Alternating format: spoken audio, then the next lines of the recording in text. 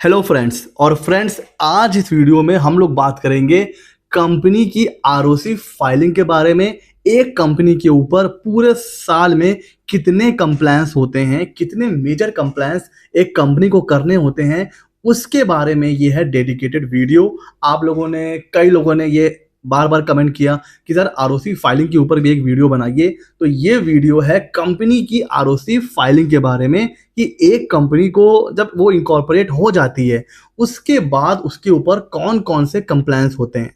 तो देखिए, एक पूरे साल भर में कंपनी को अलग अलग तरीके के कई कंप्लायंस करने होते हैं, जैसे नेचर ऑफ बिजनेस और उसके जो ट्रांजैक्शन हो रहे हैं उसके हिसाब से उसके ऊपर अलग अलग कंप्लायंस होते हैं।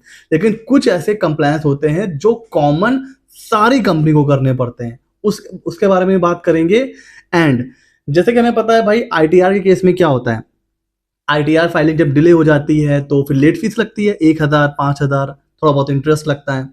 जीएसटी फाइलिंग में भी वही होता है, लेट फीस लग जाती है 50 रुपए पर डे, है ना, 20 रुपीज पर डे। लेकिन कंपनी के केस में अलग कहानी है, यहाँ पर पेनाल्टी बहुत हैवी लगती है।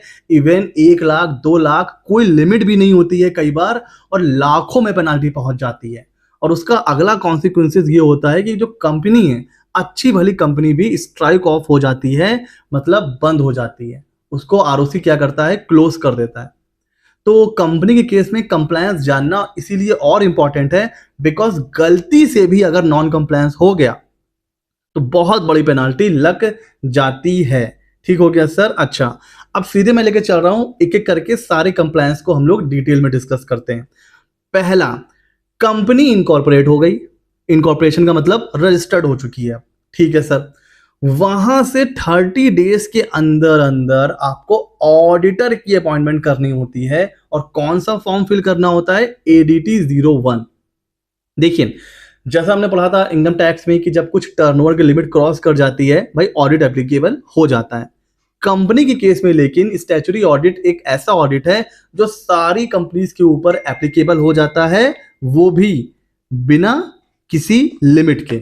इस चीज को आप समझिए, चाहे वो नील की कंपनी हो, कोई भी सेल ना हो, तब भी वहां पर स्टैट्यूटरी ऑडिट मैंडेटरी होता है। तो ऑडिट करने के लिए ऑडिटर की अपॉइंटमेंट भी मैंडेटरी हो जाती है। फॉर्म कौन सा जाता है? एडीटी 01। और यहां पर अपॉइंटमेंट कौन करता है? Board of director, with in 30 days. और अगर विद इन 30 डेज नहीं हो पाया सर, तो फिर एक और मौका मिलता है कि आप विद इन 90 डेज भी ऑडिटर की अपॉइंटमेंट कर सकते हैं। फॉर्म सेम जाता है एडीटी 01, लेकिन इस बार अपॉइंटमेंट बोर्ड ऑफ डायरेक्टर नहीं करते हैं। बोर्ड ऑफ डायरेक्टर तो विद इन 30 डेज कर सकते थे, वो नहीं कर पाए। अब इमरजेंसी में एक मीटिंग बुलाई जाएगी, उस इमरजेंसी मीटिंग का नाम होगा एक्स्ट्रा ऑर्डिनरी जर्नल मीटिंग, और उसमें शेयर होल्डर अपॉइंट करेंगे ऑडिटर को। तो पहले तो डायरेक्टर को बोला गया था भाई अपॉइंट करिए विद इन 30 डेज, नहीं कर पाए तो विद इन 90 डेज फिर extra ordinary journal meeting, short में ईजीएम, बुला के ऑडिटर का अपॉइंटमेंट किया जाता है। बट किसी भी हाल में ऑडिटर का अपॉइंटमेंट तो करना ही करना है। ठीक हो गया जी। अच्छा, अगला कंप्लायंस भी इनकॉर्पोरेशन के विद इन 30 डेज करना होता है। किसको करना होता है वो देखते हैं। आईएनसी 22 फॉर्म फिल करना होता है, किसके लिए? रजिस्टर्ड ऑफिस के लिए। किसके? कंपनी के रजिस्टर्ड ऑफिस के एड्रेस को सर्टिफाई करने के लिए। कई बार क्या होता है, जब कंपनी हम इनकॉर्पोरेट कर रहे होते हैं ना, उस समय कंपनी के जो एड्रेस है वहां के डॉक्यूमेंट्स नहीं आए होते हैं, जैसे इलेक्ट्रिसिटी बिल नहीं होता है, रेंट एग्रीमेंट नहीं होता है, ये सारी चीजें। तो हम लोग क्या कर सकते हैं, एक ऑप्शन हमारे पास होता है कि हम कंपनी का एड्रेस डाल के, जो भी फ्यूचर एड्रेस है वो डाल के हम कंपनी इनकॉर्पोरेट कर सकते हैं, कंपनी रजिस्टर्ड हो जाएगी। फिर वहां से 30 डेज के अंदर हमें आईएनसी 22 फाइल करना होता है, जिसमें फिर हम प्रूफ सबमिट करते हैं। कंपनी इनकॉर्पोरेशन के समय हमने एड्रेस दे दिया, और आईएनसी 22 में अब हम एड्रेस का प्रूफ देते हैं कि ये रहा रेंट एग्रीमेंट, ये रहा एनओसी, ये रहा इलेक्ट्रिसिटी बिल या प्रॉपर्टी टैक्स, जो भी है। तो ये होता है आईएनसी 22। और अगर ये सारे प्रूफ हमें इनकॉर्पोरेशन के टाइम दे दिया था, फिर आईएनसी 22 फाइल करना मैंडेटरी नहीं होता है, तब नहीं फाइल किया जाता है। ठीक है, तो ये तो होगा 2 कंप्लायंस। आगे चलते हैं सर, ये है सबसे इंपॉर्टेंट, यहां पर होती है सबसे बड़ी गलती। इनकॉर्पोरेशन के 180 डेज के अंदर आपको INC20A एक फॉर्म होता है वो फिल करना होता है, और वो होता है कमेंसमेंट ऑफ बिजनेस का। आपने कहा कि मैंने 1 लाख रुपए से कंपनी इनकॉर्पोरेट करी है, ठीक है सर, रजिस्टर्ड हो गई, लेकिन एमसीए को कैसे पता चलेगा कि आपने अपना बिजनेस स्टार्ट कर भी दिया है या नहीं? उसके लिए आपको जो भी शेयर कैपिटल है आपकी, वो बैंक में आपको डिपॉजिट करना पड़ेगा। अगर 1 लाख है तो 1 लाख डिपॉजिट करिए, जो कंपनी का अकाउंट होगा, करंट अकाउंट। 10 लाख से है, 10 लाख डिपॉजिट करिए। अगर मान लीजिए 50-50 हजार के 2 शेयर होल्डर हैं, दोनों के अकाउंट से शेयर कैपिटल का जो पैसा है वो कंपनी के अकाउंट में आना चाहिए, ये प्रूफ सबमिट करना होता है। उसके बाद अब एक जो चेंज हुआ है, जो एमसीए की साइड जो चेंज हुई थी, उसके बाद एक अमेंडमेंट हुआ है कि अब रजिस्टर्ड एड्रेस की फोटो भी आपको अपलोड करनी है, एक अंदर की फोटो और एक बाहर की फोटो, और उसमें एक डायरेक्टर भी होना चाहिए। तो ये सारी चीजें 180 डेज के अंदर INC20A फॉर्म में सबमिट करनी पड़ती है। तो ये हो गया, ठीक है सर, आगे चलते हैं। उसके अलावा जो डायरेक्टर होते हैं ना, अब यहां पर एक कंफ्यूजन होता है। कुछ लोग, क्या होता है कि पहले किसी कंपनी में डायरेक्टर थे, अब उस कंपनी से वो हट चुके हैं, तो अब वो क्या करते हैं, वो भूल जाते हैं कि उनका कोई डिन नंबर भी है या वो डायरेक्टर भी थे। तो चाहे आप किसी कंपनी में डायरेक्टर हैं और चाहे किसी कंपनी में डायरेक्टर नहीं है, अगर आपके पास डिन नंबर है तो आपको हर साल 23 सितंबर से पहले पहले अपनी केवाईसी करनी होती है, और फॉर्म जाता है DIR KYC 03। ये एक फॉर्म सबमिट करना पड़ता है एवरी ईयर, और ये इतनी मतलब बेसिक चीज है, और यहां पर इतनी गलती होती है। अब अगर आपका डिन मतलब आपका केवाईसी अगर नहीं हुआ तो आपका जो डिन होता है वो डीएक्टिवेट हो जाता है, और जब आपका डिन डीएक्टिवेट हो जाता है तो आप कंपनी की कोई फाइलिंग कर ही नहीं सकते हैं। मतलब ये एक ऐसा नॉन कंप्लायंस है जिसकी वजह से बाकी चीजों में भी नॉन कंप्लायंस हो जाता है, क्योंकि आपका डिन तो डीएक्टिवेट हो चुका है। अच्छा, कंपनी का कोई भी फॉर्म आपको फाइल करना है तो वहां पर डायरेक्टर का डिन डालना पड़ता है, डायरेक्टर की DSC लगती है, कोई भी फॉर्म हो। तो अगर आपका डिन डीएक्टिवेट हो गया ना, तो ना आप DSC लगा पाओगे, ना आप डिन नंबर लिख पाओगे, तो ना आप जब डिन नंबर लिख पाओगे तो कोई भी फॉर्म आप फाइल नहीं कर सकते हो। मींस केवाईसी इतनी बेसिक रिक्वायरमेंट है, जब तक आप ये नहीं करोगे बाकी कोई और फॉर्म फाइल ही नहीं कर पाओगे। तो 30 सितंबर बस आने वाली है, केवाईसी की ड्यू डेट होती है। कोई डायरेक्टर है कंपनी का, उसको अपनी केवाईसी करना ही करना है। ठीक है सर, आगे चलते हैं। अब देखिए, आपने हमेशा सुना होगा मूवीज में या न्यूज में कि भाई AGM होने वाली है, रिलायंस की AGM हो रही है, टाटा की AGM हो रही है।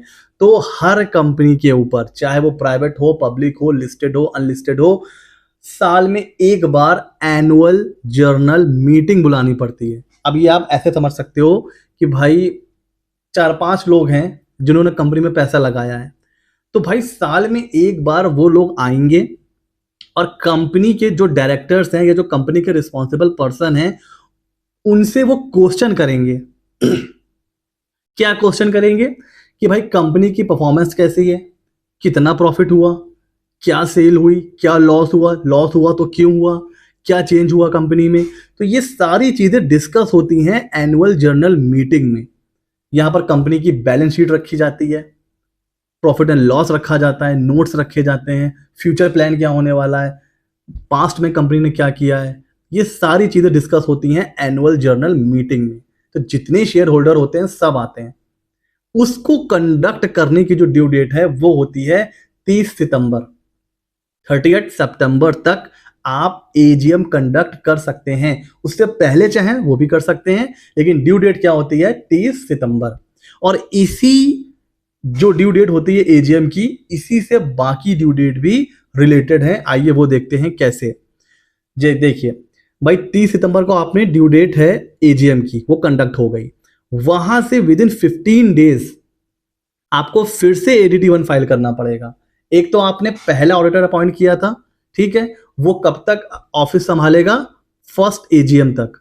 फर्स्ट AGM में फिर से ऑडिटर अपॉइंट होगा। AGM में ये भी डिस्कशन होगा कि भाई अगला ऑडिटर कौन होगा, तो पता चला मिस्टर A बनेंगे अगले ऑडिटर। तो वो जो अपॉइंट हुआ है ना AGM, मिस्टर A जो एज अ ऑडिटर अपॉइंट हुए हैं, उसके लिए फॉर्म जाएगा ADT1। वो कब तक जाता है? 14 अक्टूबर तक, with in 15 days of AGM. तो एडीटी 1 की ड्यू डेट होती है 14 अक्टूबर। एओसी 04 ये अभी रिटर्न क्या होता है आगे डिस्कस करेंगे, लेकिन एओसी 04 जाता है with in 30 days of AGM. तो 30 डेज कहां पर होते हैं? 29 अक्टूबर को। तो 29 अक्टूबर तक एओसी 04 जाता है और फिर जाता है एमजीटी 07। उसकी ड्यू डेट होती है 28 नवंबर, क्योंकि विद इन 60 डेज फाइल करना होता है एजीएम की। तो ये जो 3 फॉर्म है ये किससे रिलेटेड है? एजीएम की ड्यू डेट से। अगर मान लीजिए एजीएम हो गई एक दिन पहले 29 सितंबर को, तो ये सारी ड्यू डेट भी एक एक दिन पहले हो जाएंगी। अगर आपने एजीएम रख ली एक महीना पहले, सपोज 30 अगस्त को, तो फिर क्या होगा? ये सारी ड्यू डेट भी उसी हिसाब से खिसक के पीछे चली जाएंगी, because ADT 1 with in 15 days होता है एजीएम के, एओसी विद इन 30 डेज होता है और एमजीटी 07 विद इन 60 डेज होता है। तो हमें देखना है कि एजीएम कब कंडक्ट हो रही है। ठीक हो गया जी। अच्छा, अब देखते हैं कि इधर एओसी 4 क्या होता है। देखिए एओसी 4 में जो ऑडिटर अपनी रिपोर्ट देता है वो अपलोड होती है, कंपनी की पूरी balance sheet, profit and loss, ये सारी चीजें अपलोड होती हैं।